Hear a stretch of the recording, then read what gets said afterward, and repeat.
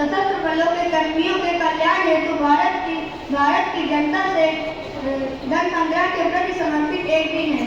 यह भारत में 1949 से 7 दिसंबर को प्रतिवर्ष मनाया जाता है।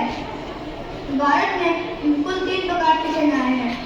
भारतीय सेना विश्व के तीसरे नंबर पे सबसे बड़ी सेना है। थल सेना के अध्यक्ष श्री उपेंद्र द्विवेदी जी हैं, वायु सेना के अध्यक्ष श्री B.R. चौधरी जी हैं और जल सेना के अध्यक्ष दिनेश त्रिपाठी जी हैं। अब मैं एक शायरी बोलने जा रहा हूँ जो कि गलती और क्षमा करें।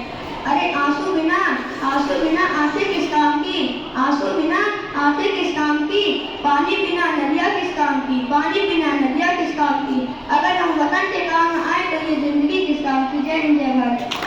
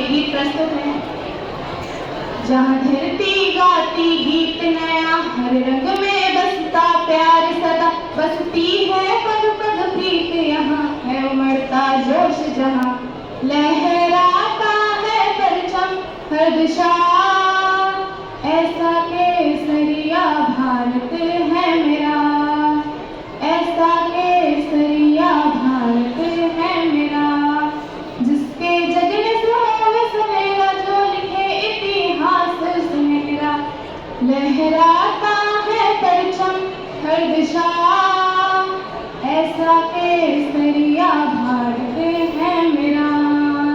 दुश्मनियों का है वास जहाँ, शहीदों के मेले लगते यहाँ, बलिदान खिला इस माटी में, बलिदान खिला इस माटी में, प्राणों में है मेरा देश बसा, प्राणों में है मेरा देश बसा, सपनों का है आकाश जहाँ, उम्मीदों की बरसात यहाँ, सब भारत माँ के हैं प्यारे, सब भारत माँ के हैं प्यारे, ऐसा जीवन है और कहाँ, ऐसा जीवन है और कहाँ, ऐसा के भारतीय वायुसेना है। भारतीय थल सेना भारतीय सशस्त्र बल का सबसे बड़ा अंग है। भारत के राष्ट्रपति थल सेना के प्रधान सेनापति होते हैं। भारतीय थल सेना जो आधुनिकीकरण किया जा रहा है, उसके तहत 5 आचरण मौत से लगाए बैठे हैं। धन्यवाद। आप सभी का दिन शुभ रहे। जय हिंद जय भारत।